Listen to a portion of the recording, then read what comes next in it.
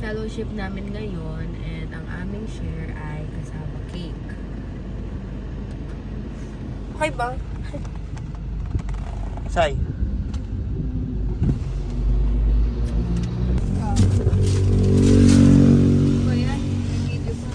Siyempre.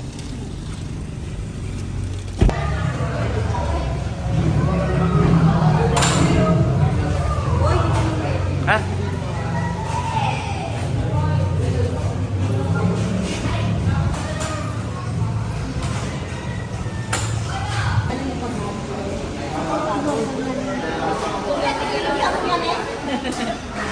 Nakakaya naman kami. Ibibidyo daw niya po yung mga King, brother King. Ba't ngayon ka lang dito sa mama? May pasok ka ba nun? Nung, hindi, nasa Tanay kami, namatay ayaw yung nga lolo pala, niya. oo. Si brother Ken, no? Brother Ken. May gown ka pa rin? Ay, wala na akong gout. Wala, sige nga, oh. Lakad ka nga. Si brother RJ. Hi. Happy New Year. Happy New Year. Dito kami ngayon sa Year in Fellowship na Hillsview Church. Si Brother Frank. Kaya hindi naman electric fan. Electric fan lang ba? Brother Hilo. Si Brother Frank.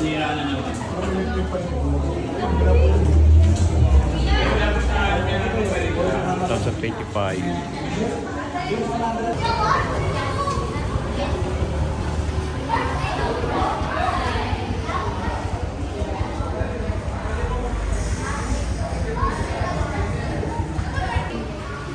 Una po nating kakantahin ay A Merry Heart. Sing. A merry heart, do it good like a fantasy, like a fantasy is a merry heart. A broken spirit crying alone. What a merry heart is that joy of the Lord. Masayang puso mula sa kanyang lakasan po natin. Ibaligaya sa tuwi-tuwi na ang malungkot. Parang malungkot naman. Kaya kailangan tayo. Mabangin. Ngiti po, ngiti, ate. Kung masaya ka, ikaw ay gaganda.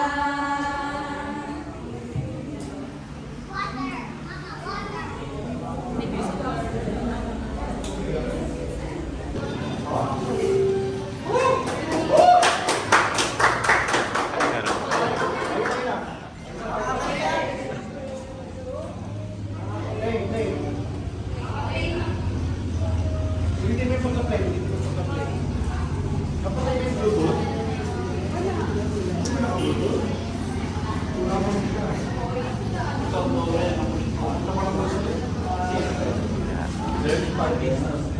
Nice. You know. Hi vlog, welcome to my guys.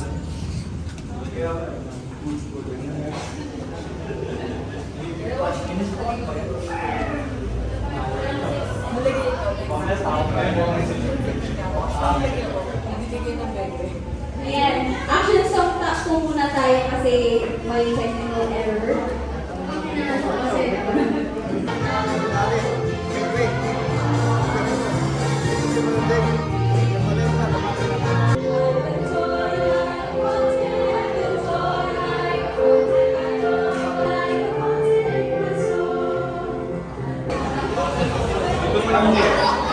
ito na ito. Nilalo mo pa ba ako? Oo. Nilalo mo.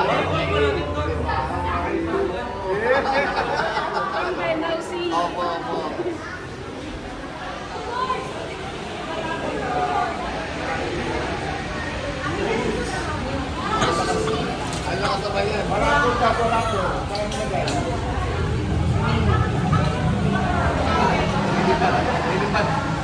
yung mga ano. Huwag nga parang ilan dito, eh. Kaya nga ilan. Ayun, na-high-blood na si Brother Ralph. Masira lahat yan. Na-high-blood ko ni Brother Ralph. Brother Ralph. Hello! Ano ba sabi mo? Mukhang na-high-blood ka na naman ah.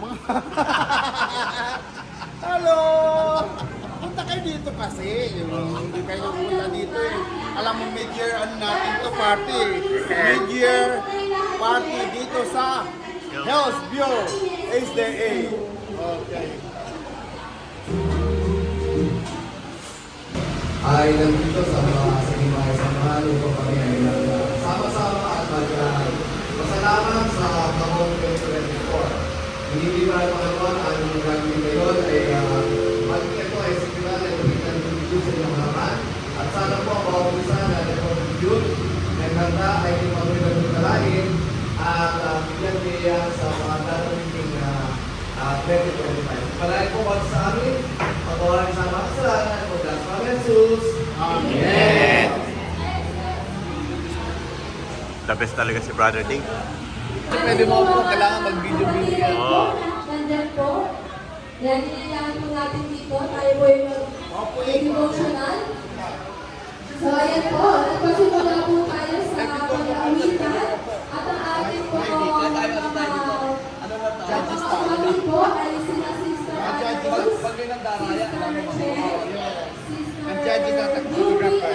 Ruby, at sinaglan po ito na opening prayer ni Brother Lee. And after po nito, I welcome remarks po ng inyong ito. And after ko po, meron po akong inihandang roll call po kayong hapon. Nakikinig po ba ang lahat? Yes! Thank you po sa mga sumagot. Meron po akong inihandang na 7 questions. At mamimili po ako ng 7 taong maswerte na sasagot po ng ating mga katanungan. So, after ko po nito, ay baka magpapagin po muna tayo ng musical offering. Ito po ay basahin po natin. Happiest moment in Hillsview Church this year. What is your happiest moment in Hillsview Church this 2024? Happiest moment. Ayun yung ano, di ba na-concert kayo last year, January 28, at birthday ko yun. So that day, parang super blessed talaga ako, imagine. Nag-concert na yung mga kabataan with the joint ng buong district. Tapos birthday ko pa. Maraming blessings na dumating. So, yun ang pinaka-happiest moment ko na nag-start ang new year ko ng very fruitful. So, and I hope malapit na ulit. I hope another blessings na kahit pa paano kaya-kaya natin mag-share. Kasi ang Panginoon palaging palaging nandyan. And at the same time, na blessed ako sa mga ka-sisters natin dito. I belong to the happiest group na every time nandito ay yung ating mga elders, ang ating mga friends na very cooperative sa kahit anuman na mga activities ng church na meron tayo at saka kahit paano naging active naman ako sa church. Yun ang pinaka-masaya para sa akin na hindi ako nawala sa church. And I hope na more pa na mayari this coming years. Amen. Napakaganda po. Isa rin po yun sa happiest moment ko. Yan. Next po ay si Brother Jao. Sabi po ni Brother Ralph. Dahil po dyan, dalawa po kayong sasagot. Yan. Brother Jao po and Brother Ralph. And Brother Jao po. Next question.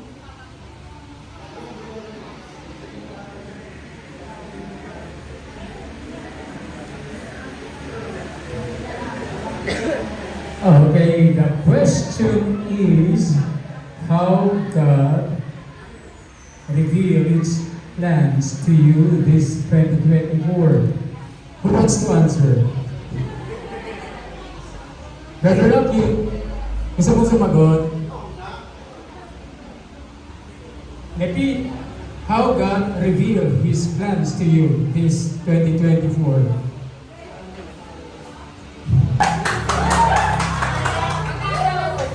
Maging mataas po yung grades kasi magawa ko po yung best ko and tuwing kung ano, parang pinapagawa ko ba na gusto maging kasama sa top. Amen!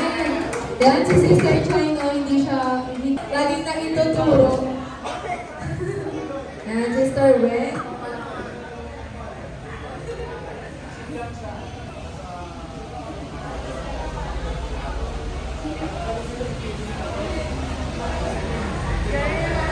Ito yung question. Unang-una walang turuan. Ito yung question ko. What promises of God are you holding on to this coming 2025? Ano ko lang, hanggang ngayon, may verse ako na gustong-gusto eh. Ang verse na gusto ko, Isaiah 12 verse 2. Behold, God is my salvation, I will trust and not be afraid. For the Lord Jehovah is my strength and my song. He also is become my salvation. Ito lang yung pinangahawakan ko na pangako ng Panginoon sa akin eh, na wala ko dapat, na hindi dapat ako matakot kasi nandiyan ang aking Panginoon. Ano man ang mangyayari, or maganda or hindi maganda mangyayari sa buhay ko, sa buhay namin, next year, kahit ngayon din eh, ito pa rin. Amen. Thank you po, Sister Wen. So, napakagandang sagot. Then next naman po, pwede po ba...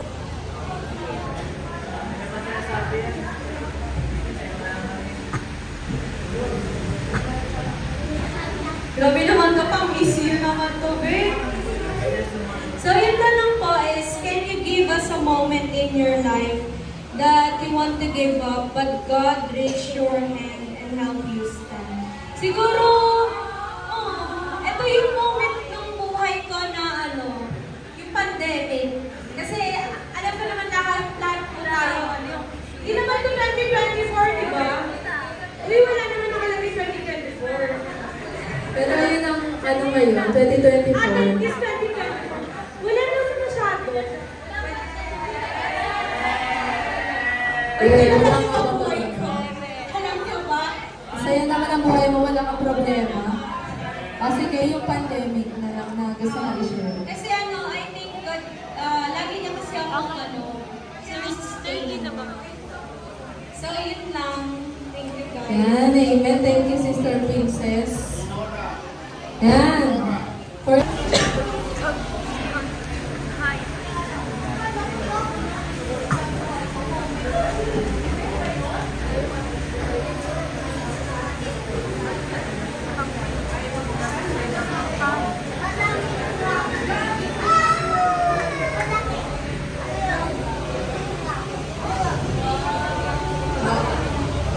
Here's the question.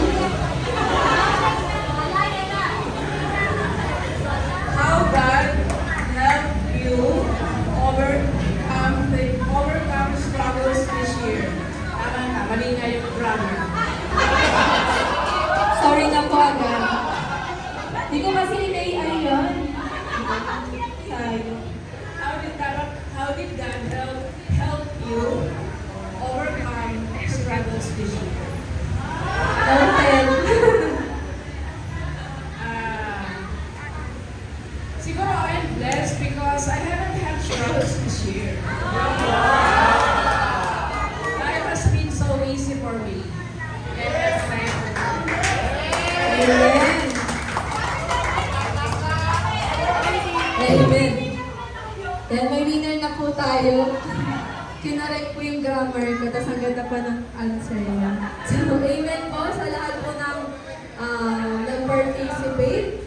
Ngayon po ay tinatawagan ko po ang pag-special sa ngayong hapon. Ang mga parents. Yan, inanyahan ko po ang lahat ng parents na pumunta po dito sa harap At kayo po ay mag-render ng inyong special song. Parents,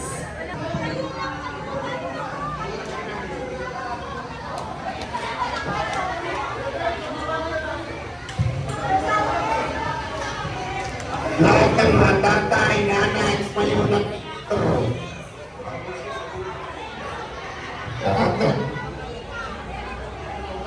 Lahat ng Nag-release tayo.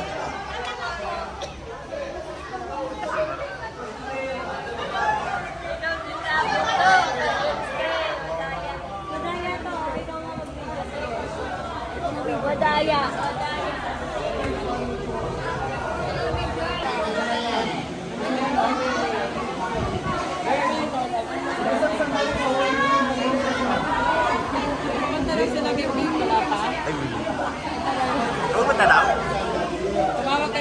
Ate Lorna, hello. Hello. Okay. Ito ba yung mga parents?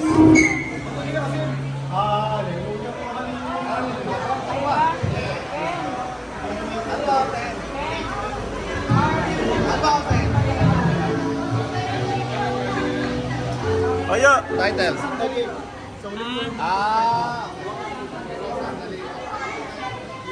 Sige lang, sige lang.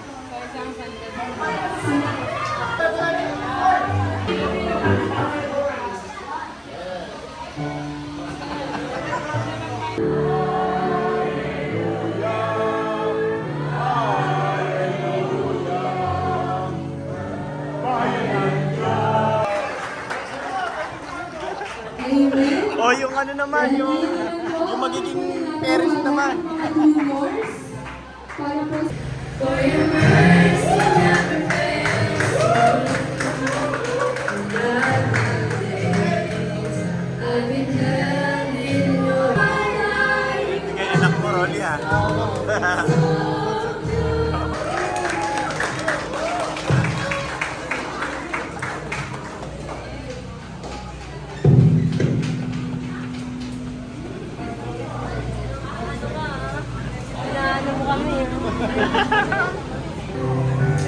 Let's not know my soul. Oh, my soul. Ayan, salamat po sa lahat po ng nag-render ng song. Ngayon naman po ay tinatawagan na po natin si Pastor Jess para sa ating message.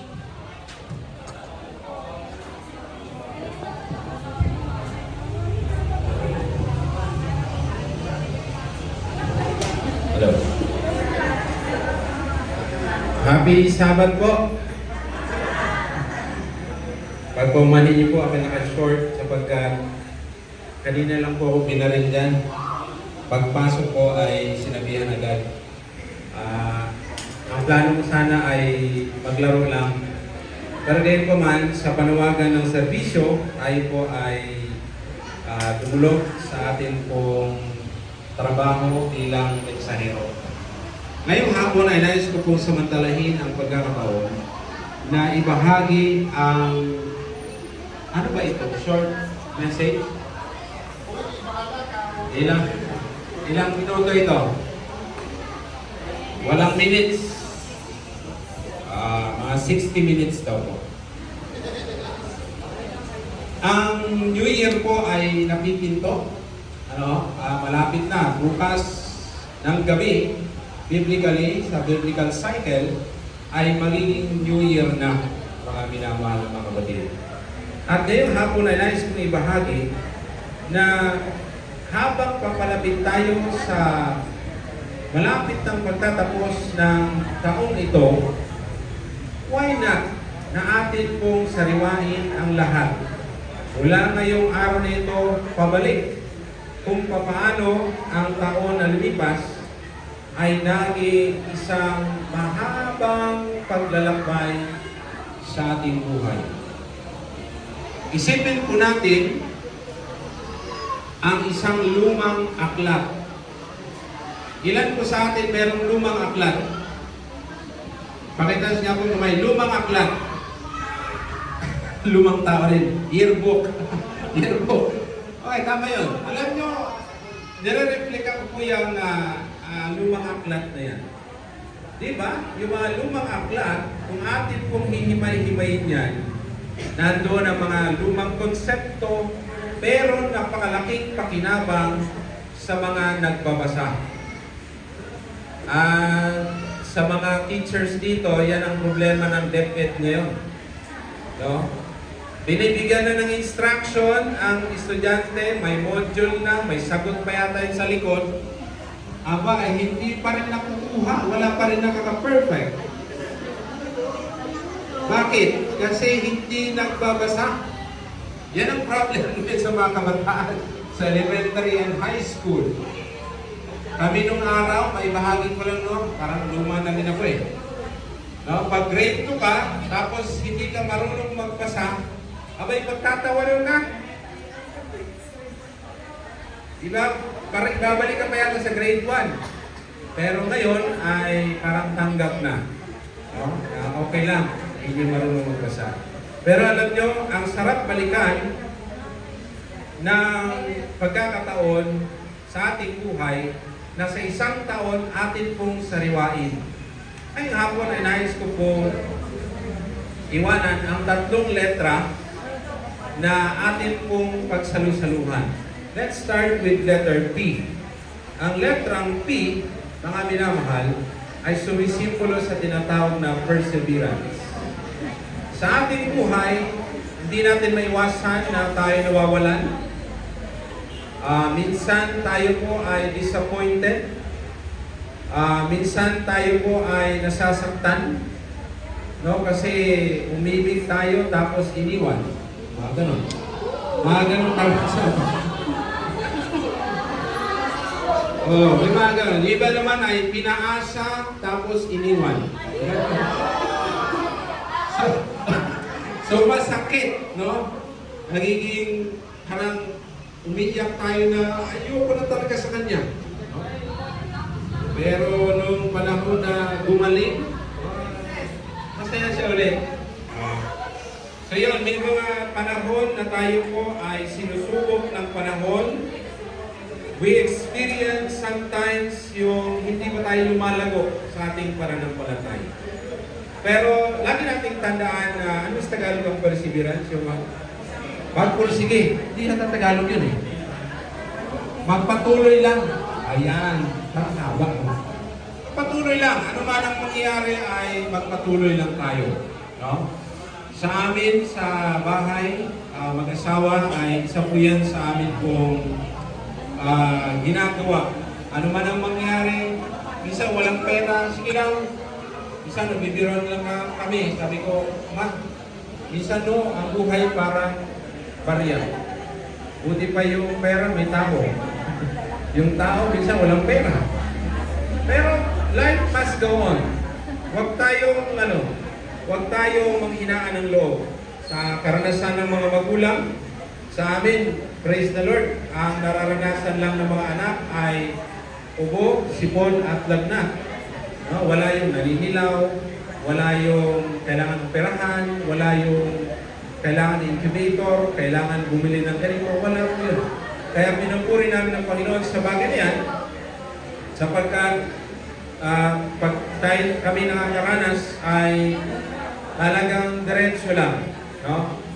Alam niyo, mahirap po sa isang karanasan namin sa Mindoro na pag nagkalagnat, alam niyo mga kabataan, mahirap. Bakit?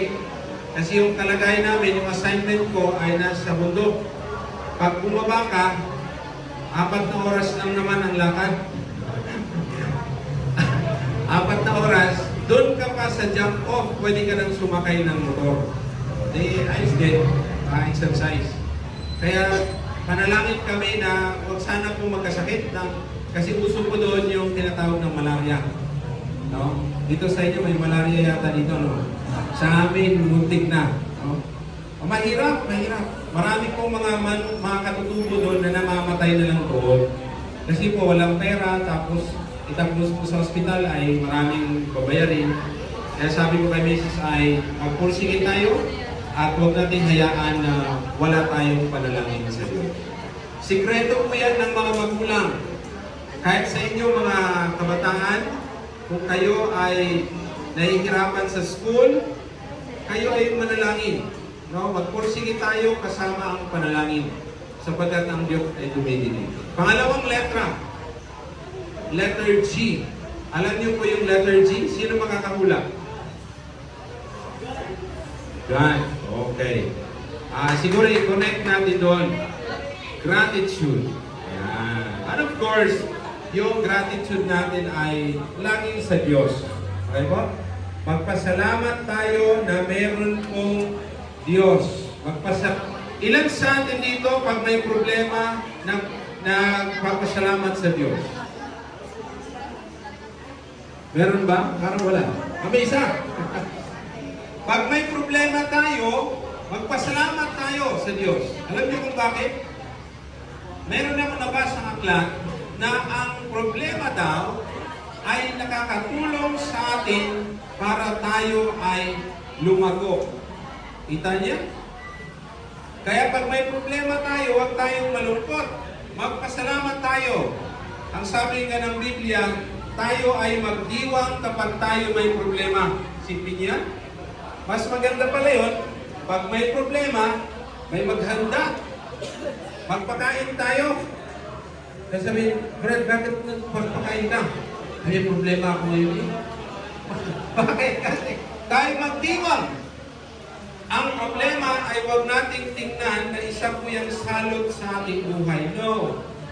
Isa po yung pagpapasalamat sa Diyos na Lord, salamat sa problemang ito at ang sitwasyon ko na ito ay magiging tulay para ako ay lumago. Problema sa trabaho, problema sa eskwelahan, problema sa negosyo. Alam niyo yung iba pag may problema sa negosyo, nagpapakamatay, lalo pag yan ay nalugi. No? Meron kaming kaibigan this year. Alam niyo kung magkano nawala sa kanyang pera? Hulaan niyo. Million. Ilang million? 300 higher. Lower. Lower mo na, sorry. 128 million nawala. This year. Parang sa atin, parang, wow, laki. Tapos ang masaklap nun ay kadugo ang tumangay ng pera. Parang nakakagalit to. Pero sabi niya, suicidal na siya eh. Sabi niya, pwede ba patayin ko na lang yung buhay ko for the good? Sabi ko, ano for the good? Wala for the good sa pagpakamatay. Hindi, pwede i-ano ko na lang, i-donate ko yung ano ko, ganyan. Okay, magandang ideya din yun. Pakamatay ka, i-donate mo yung atay mo, yung ano, lahat. Pero alam nyo, sabi ko sa kanya, huwag mong gawin yan. Ang gawin mo ay kausapin mo ang Diyos. Umamin, ang sabi niya, alam mo, yan ang wala sa akin. Sa haba ng panahon ako'y pinagpala ng Diyos, parang hindi ko makita ang sarili ko na konektado sa Diyos. And I told her, this is the perfect time. And every situation in our lives is a simple message from God. Name it. Problema sa kalusugan, it's a message from God.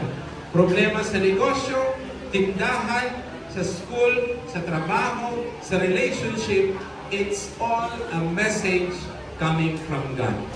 Maybe, ang relasyon ninyo ay hindi na lumalago, it's a message from God.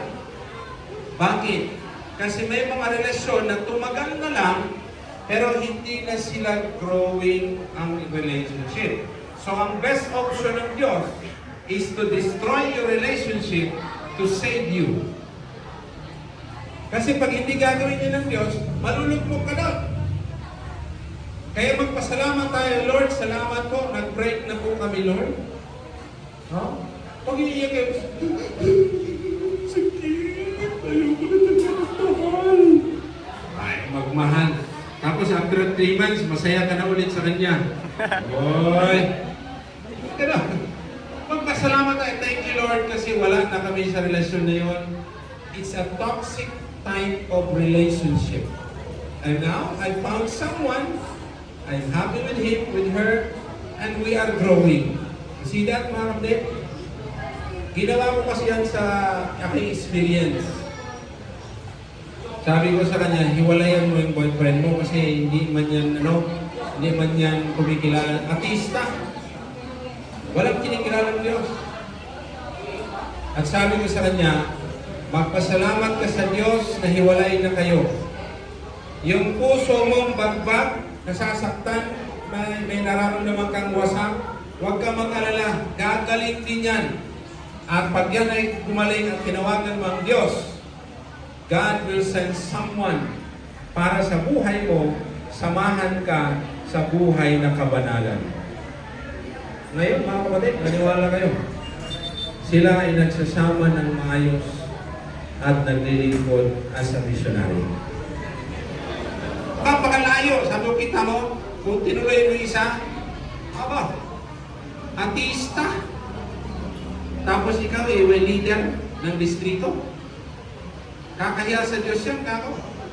Kaya bawat pangyayari sa buhay mo, kako, ipagpasalamat mo sa Diyos. Huwag kang mahiya.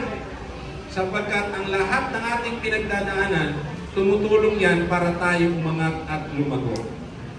Ano man ang nararanasan natin, ako natutuwa ko sa kaninang mga tanungan, maganda yung tanong, very personal. At very striking yung kay Sister Nora ba yun? No? Maganda ang this year. No? Yung iba ay dumaan sa dumabang talaga, sakit talaga. Yung iba naman ay walang-wala talaga. Yung iba naman ay hayahay lang ang buhay. Sana all, no? Sana all ka. Kaya magpasalamat tayo. Ang kasiyahan at kagipitan, hapdi, kirot sa ating puso, lahat yan ay tumutulong para tayo ay lumago. Amen? Kaya huwag kayo matakot sa problema. Maggalak tayo pag may problema. Pag may problema, magpakain kayo. No? Maging masaya. Kasi may problema. Yan. Ano yung letter P? G. Okay. Ano yung sunod na letra? Sino yung sabing H? Meron ba? That is correct. Letter H. Letter H. Ang letrang H ay sumisimbolo sa tinatawag nating hope. No? Alam nyo, ito lang talaga atin pong pinakapanghawakan, yung pag-asa nito. Kasi sabi ko kung walang pag-asa, ang buhay ng tao ay mapapariwara. Wala na. Simple niyan, mamatay tayo na walang pag-asa. Mabubuhay tayo, yes, yayaman tayo, may kotse, may motor, may latest model ng cellphone, tablet, whatever, but no hope. It is a kind of life that is hopeless. We will all die hopeless, mga kapatid. So as we look ahead to the new year, let us embrace the future with hope and optimism. Always remember sa mga God's promises sa ating buhay. Always remember yung mga memories this year na ating pinagdaanan kasama ang Diyos. Kasama ang magulang. Kasama ang barkada. Kasama ang mga kaibigan.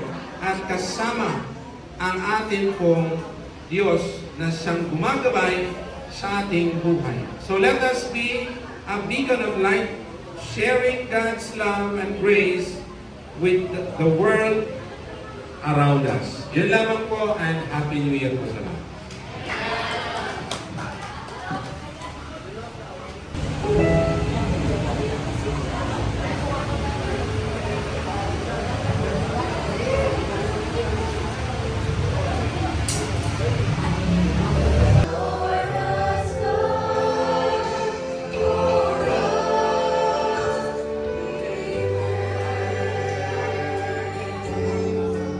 Church Year-End Party 2024! Ayan, tinatawagan na po namin ang mga magpapalaro. Ayan sila Sister Antoinette and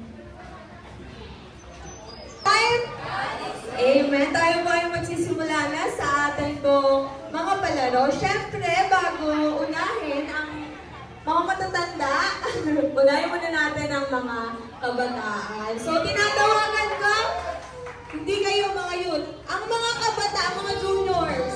Tinatawagan ko, sino gusto mag-join? Ikaw lang? Okay, panalo ka na. Ay, si Ate Jocelyn, friends ako. Iikot siya ng tatlo. Makinig kayo, di na ito ulitin. Makinig kayo, guys. Makinig. Ganito gagawin sa kay Ate Jocelyn. Ganito gagawin niyo mamaya. Iikot siya ng tatlo. O, kunyari, nakaikot na, baka may ilaw. Pupunta siya doon. Tapos pipitikin. Tatakpan niya isang mata. Tapos, and then, pipitikin yung kalamansi. Alam mo, English speaking dito, translate mo. Okay. So first, you need to turn 3 times. You need to turn 3 times and then close your one eye. your body. Yeah, and then you're going to close your one eye. Like this, like this, like this. Yeah. And then you're going to run over there. And then you're going to, like this, flick it. The kalamansi. Ito kalamansi. Try. Ang hirap mag-English. Ay! Okay, trial lang. Trial lang. Yes! Jesus loves me! Okay, ready na? Okay, ikot ka na. Music, please! Music po!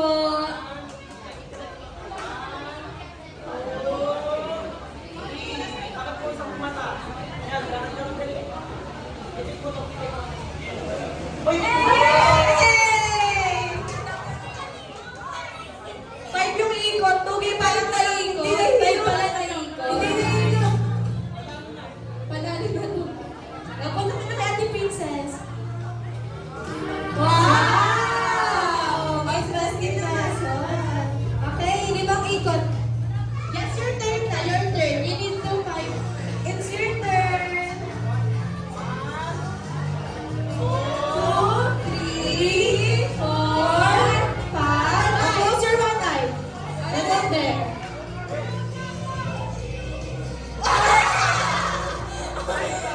Okay. Pila ulit sa likod.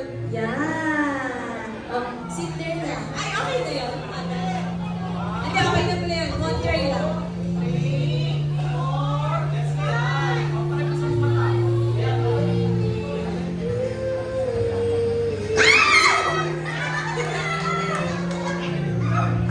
Dalit sa kanila. Okay, may prize na kay Ate Princess. Pwede mga ikot.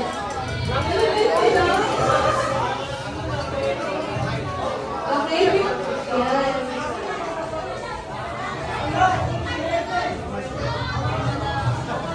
May quiz na yung ikot. May quiz yung ikot.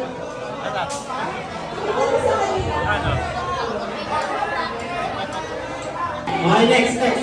1, 2, 3, 4, 5, 6, 7, 8, 9, 10.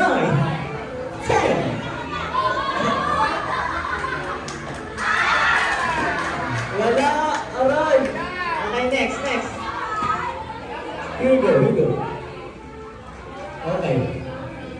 Number 1, 2, 3, so 4, 5, 6, 7, 8, 9, 10. Go! Oops. Nani ko na kuya, nani ko. Dito, yan. Go! Okay.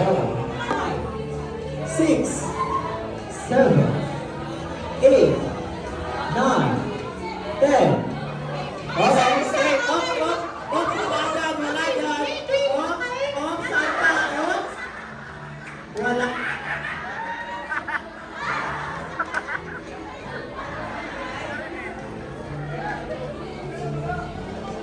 No. Wala.